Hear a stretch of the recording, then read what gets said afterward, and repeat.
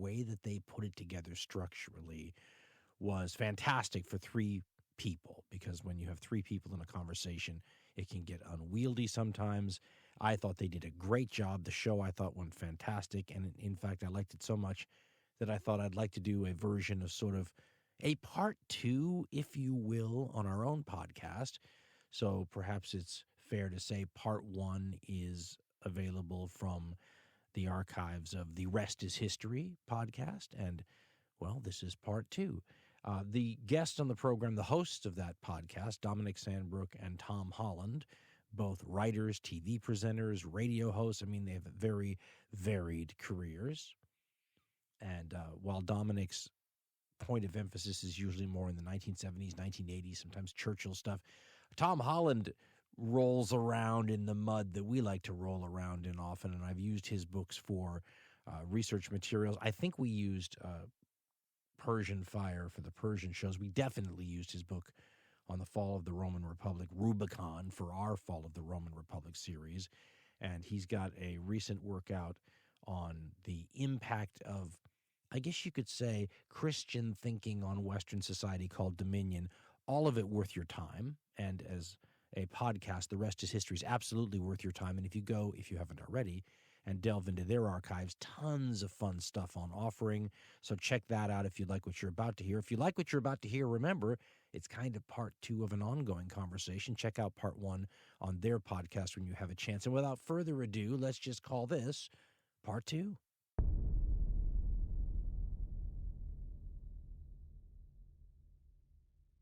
All right, gentlemen, I'm considering this part two of the earlier discussion that we had on your program. And so I'm going to throw some questions out there, and you feel free to take them in any direction you want. But since I have two Brits with me, when my mom was working in London when I was a kid, I was about 5 or 6 years old, and I was completely enamored with King Arthur at the time. And yet, even at 5 or 6, I could tell that there was a bunch of nonsense involved in the story. But I was under the impression that you could just stop passersby on the street in London and ask them for the true story. And as you can imagine, I still am unsatisfied with the answers I got. So I thought I would tap into the brain trust here and ask you guys your opinion, and it may differ from each other. Do you think that the King Arthur legend is rooted in any sort of reality, or is this a fabricated myth from the get-go? Tom, do you want to go first? And strong views on this? Well, I don't think that Arthur, a historical Arthur, existed.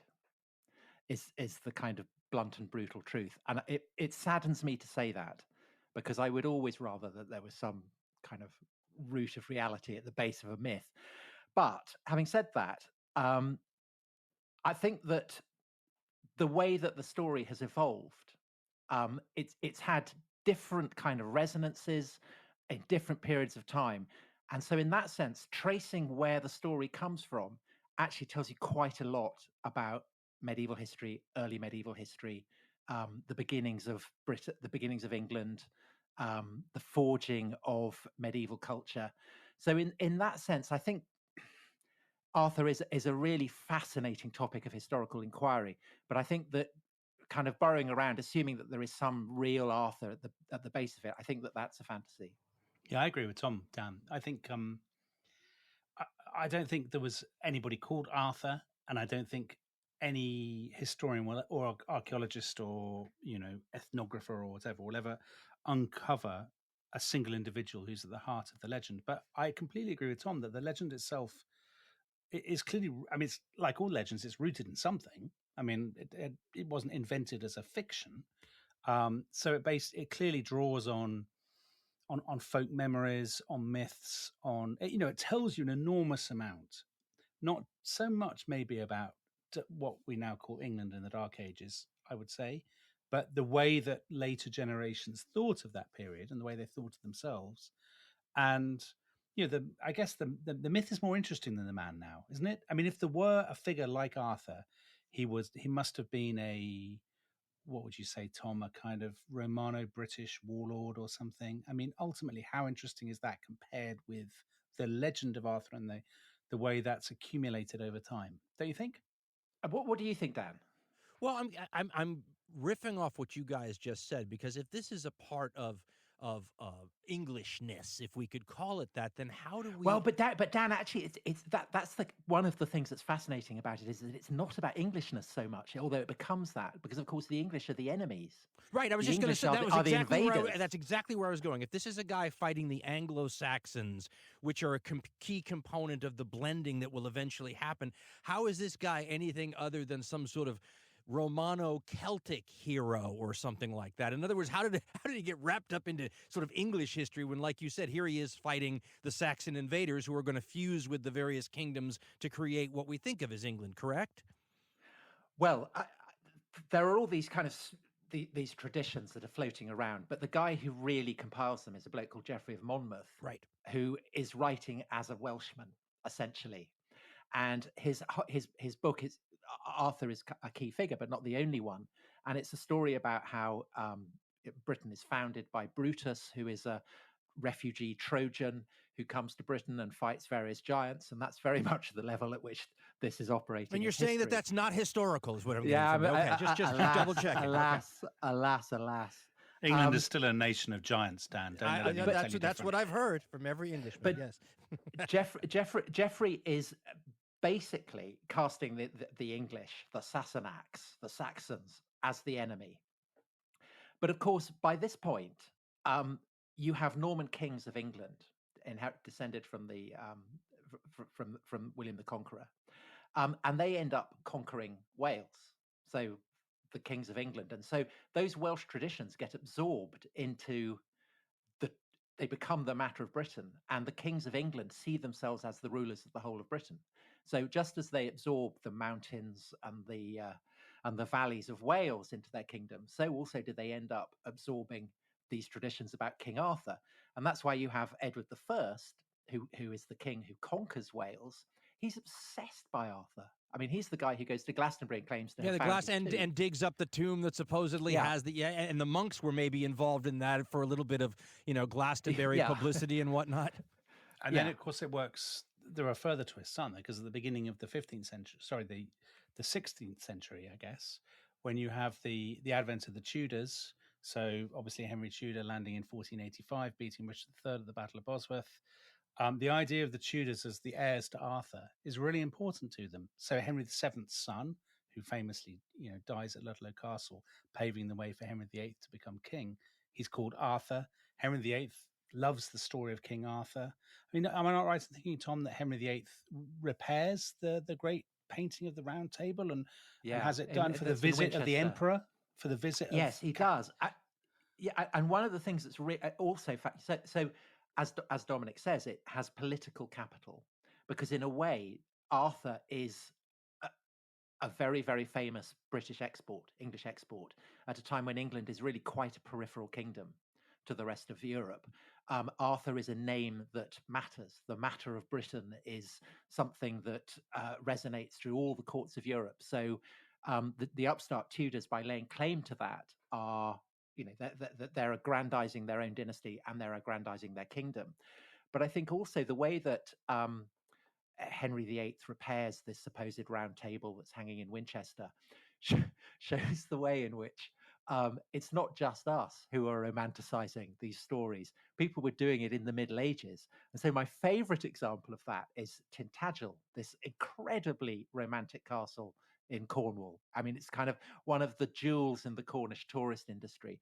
And it's a jewel because it looks exactly what you would imagine King Arthur's birthplace would look like. It's on a kind of rocky island. The waves are crashing into the rocks. There are kind of beautiful bridges that span it. It looks like something from a medieval romance. And the reason for that is that that's what it was designed to look like. It was built by the brother of Henry III, who's Edward I's son, Richard, Duke of Cornwall. And he builds it to look like King Arthur's castle. So even then, they're kind of constructing and fashioning the myth. And now, of course, when tourists go to Tintagel, they're buying into a medieval idea of what a medieval castle looked like. So there are just kind of reflection after reflection after reflection, all these kind of mirrors held up to each other, which is what makes it such a brilliant, brilliant story. And I think one other element, obviously, is that in 1707, England and Scotland officially become Great Britain, the Kingdom of Great Britain. And at that point, I think Arthur does become he's both a British hero and an English one, because England and Britain, certainly in the minds of the English, become equated with each other. So one of the most famous books ever written about British history, or indeed English history, which most of your listeners, I'm guessing, will seem like gibberish to them, is the book called 1066 and All That, a comic book by Sellers and Yeatman at the beginning of the 20th century. And one of the jokes in that book, so it's basically a parody of the history that kids were taught in I guess, would you say Edwardian schools, Tom, early 20th century schools? And one of the jokes in it is that the book constantly mixes up King Arthur and Alfred the Great. But I think that's what even now, lots of people kind of mix the two of them up, don't they, Tom? Yeah. They have a sort of sense that they fought invaders, they did stuff with candles, timekeeping, they were good Christian kings, all this kind of stuff. Well, I think actually, I mean, I think it's intriguing that they make that joke, because I think actually one of the models for Geoffrey of Monmouth's portrayal of Arthur is Alfred's grandson, Athelstan, who is the English king who essentially creates the Kingdom of England, and is the first really to make the Princess of Wales pay the English crown tribute. And his history of Britain ends with the coming to power of Athelstan. It's as though this is where British history stops, because the English have completely taken over. And actually, the portrayal of Arthur in Geoffrey of Monmouth's history, it has lots of echoes of Athelstan. So it's kind of like Geoffrey is trying to supply a British mirror image of Athelstan. So the short answer to your question, Dan, is no. Yeah, it's funny complicated. I remember buying books in London as a kid. Arthur's In Search of Arthur's Britain, all these kind of things, where it seemed as though the British themselves were trying to get a handle on what this was. And I remember that the book was very unsatisfying, because instead of giving me a yes or no answer, it sort of just took you through the post-Romano British, myths and countryside and all that. But you folks mentioned the Normans a minute ago, so let me bring you into something that I said recently, and let me get your opinion on it. So I've always been fascinated with the fact that nowadays, if you try to fight a modern army against an army from 30 years ago, it's ridiculous. But for most of human history, with technology moving either as slowly as it did, or with these sort of, let's call it, ebbs and flows of capabilities, right? So someone from an earlier era could have a military that was more capable from someone perhaps in a later era, which is, of course, anathema now. I had said that I thought that Julius Caesar's Romans would have defeated William the Conqueror's Normans. And of course, there's, centuries and centuries and centuries between the two. Took some flack for that. Do you folks have an opinion on that? I have an opinion on that. I would say go for Julius it, Caesar would undoubtedly beat the Normans. Undoubtedly. So the Normans, I guess, their big innovation. Tom knows more about this than I do. So once I've spoken, Tom will tell me where I've gone wrong. I'm sure you're absolutely bang on the money. Their big innovation is knights, isn't it? Mounted cavalry, basically, heavy, sort of armored cavalry, I guess you would say. Yeah, and lances. The ability to use a lance in big spears. Alexander the Great had big spears, Tom, as we've discussed on our own podcast many times. So I would say that the Romans would have won because they had infinitely superior logistics. They gave much more thought to military strategy. They had a more resilient political structure behind them. They had these incredibly well-trained, well-disciplined, professional troops. And what are the Normans? I mean, the Normans are, if you were being harsh about the Normans, you would say they're a war band. They're just slightly superior Vikings, aren't they, Tom? Frenchified Vikings. I think that Norman cavalry is incredibly proficient, and as a kind of a Norman boy, you're trained to the saddle, and you are raised to handle a lance from the saddle, because it's a very, very difficult thing to do. Apparently, I've never tried it, but it doesn't come easily. So they are very, very formidable cavalry. But I agree with Dominic, and I completely agree with you, Dan. I think Caesar's legions would have wiped the floor with the Normans, because they were the most lethal fighting force that the world up to that point had seen. And in due course, they would become even more lethal, because they would become these kind of professional armies. And I think that the only way to defeat that class of infantry was the way that the Parthians did against Crassus's army in the desert, which is to have kind of vast, open, blank expanse of land and have very, very mobile horse archers. But I think otherwise, the Romans are always going to defeat the Normans, not least because, of course, infantry against cavalry, that's what you get at Hastings. That's the kind of, the elephant against the whale kind of situation. But Caesar had great cavalry. I mean, Caesar recruited Gallic cavalry. He recruited archers. He had all kinds of auxiliaries who would have been part of the mix as well. And as a Roman commander, he would have been perfectly happy to sacrifice them. Whereas the Romans probably... Tom, don't the Romans have much larger numbers anyway? Because of the logistics, they can support greater numbers. Their military machine is far greater. And also, you mentioned Hastings. I mean, the Normans... They don't wipe the floor with the Saxons. Yeah, they almost lose at Hastings. And the Anglo-Saxon heavy infantry was reputedly the best in Europe, which is why after Hastings, so many of them go to Constantinople and serve as the bodyguards. The Varangians, the emperor. Right. Yeah, but even so, I mean, the Anglo-Saxon military cannot compare for professionalism or training or discipline to the Romans. Well, and that army had just come from fighting in the north too. It wasn't even the best example of an Anglo-Saxon army, was it? Yeah. Right. Yeah. So I think if